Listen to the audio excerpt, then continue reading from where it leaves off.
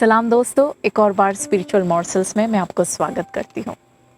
आइए हम मनन करते हैं आज कौशल और अभिषेक के बीच का अंतर क्या है। टैलेंट एंड अनॉइंटिंग, इसके बीच का अंतर क्या है। पिछले दिनों में हम दाऊद के जीवन से मनन कर रहे थे, आज भी हम दाऊद के जीवन से ही उस चीज को हम देखते हैं। 16वें अध्याय में, पहले शमूएल की पुस्तक 16वें अध्याय में हम देख पाते हैं कि शमूएल दाऊद को उसके भाइयों के सामने अभिषेक करता है और पवित्र आत्मा दाऊद के ऊपर उतर आता है। परमेश्वर का अभिषेक दाऊद के ऊपर रहता है। लेकिन उसी अध्याय में उसके बाद वाले आयतों में हम देखते हैं कि राजमहल में कुछ होता है।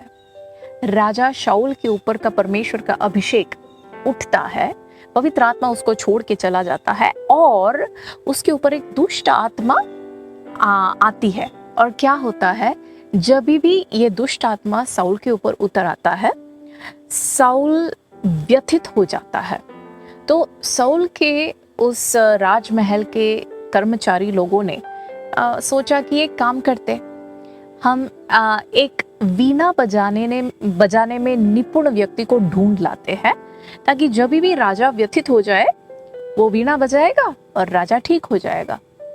तो उसमें उन्हीं में से एक व्यक्ति बोलता है, देखिए इस तरह से ढूंढने की जरूरत नहीं है, मैं एक बंदे को जानता हूँ, वो वीणा बजाने में कौशल है, बहुत ही निपुण है, मैं उसको ले आता हूँ। किसको ले आता है?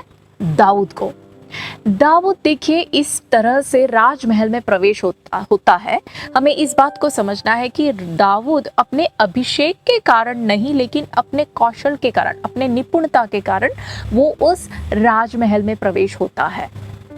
अब उसके बाद वाले अध्याय में, 17वें अध्याय में, दाऊद गोलियत का सामना करता है। जब वो दाऊद गोलियत को हराने के बाद जब वो वापस आता है, उसके 17वें अध्याय के 58वें आयत में दाऊद से शाऊल पूछता है कि यह बालक तू कौन है, तू कहाँ का है? और दाऊद कहता है कि मैं तो तेरे दास बेतलहम का रहने वाला यिशै का बेटा हूँ। मेरा सवाल यहाँ पे ये है कि शाऊल दाऊद को पहली बार तो नहीं दिख रहा है ना। इससे पहले भी जब वो युद्ध के लिए जाता है तभी भी वो पास खड़े हुए अब्नेर से पूछा है कि ये लड़का कौन है, कहाँ से आया, ये कौन है। लेकिन सवाल ये है कि ये तो तेरे राजमहल में ही था, हमेशा जब तू व्यथित होता था तो वो तेरे सामने बैठ के वीणा बजाता था, तो तभी तूने क्यों इसका नाम नहीं पूछा। बात भाई और बहनों, हमें ये समझना है, साउल ने ये सोचा होगा कि ये सही बात है, वीणा बजाने में निपुण है। मेरे पूरे राजमहल में जितने कर्मचारी हैं वो अपने अपने एरिया में निपुण है। जो रसोई में काम करने वाला हलवाई है, इस देश का सबसे बड़ा अच्छा हलवाई है ना। इस तरह से कर्मचारी सभी लोग, काम करने वाले सभी लोग अपने अपने एरिया में बहुत ही निपुण है। तो ये भी तो अपने एरिया है, उसका एरिया है, वीणा बजाता है, निपुण है, ठीक है, कोई बात नहीं।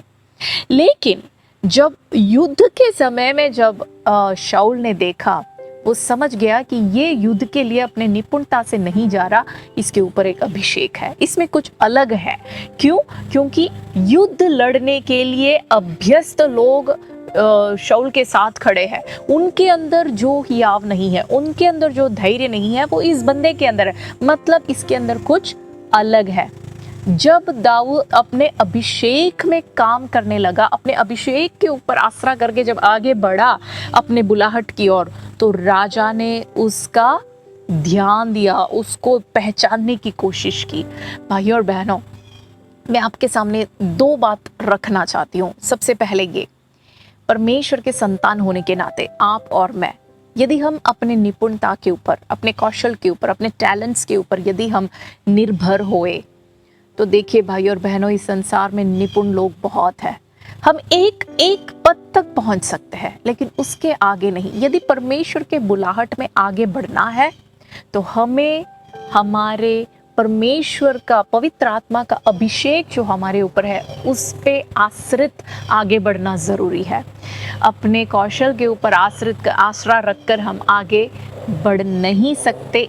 हो सकता है थोड़ा बहुत आप आगे बढ़ सकोगे, लेकिन जहां प्रभु आपको चाहता है वहां आप नहीं पहुंच पाओगे।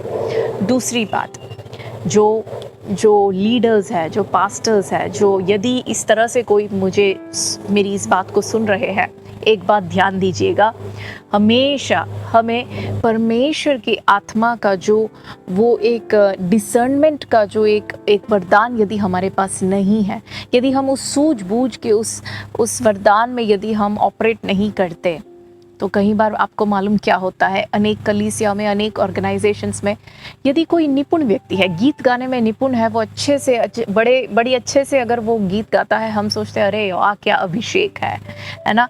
इस गलती में हम फंस सकते हैं। अभिषिक्त लोगों को हम पहचान नहीं पाएंगे, उसके जगह टैलेंट को हम हो सकता है प्रमोट करें, अभिषेक लोगों को हम पहचान नहीं पाएंगे। तो भाई और बहनों, अभिषेक पे आसरा रखकर आगे बढ़े। परमेश्वर आप सबको आशीष दे। God bless you.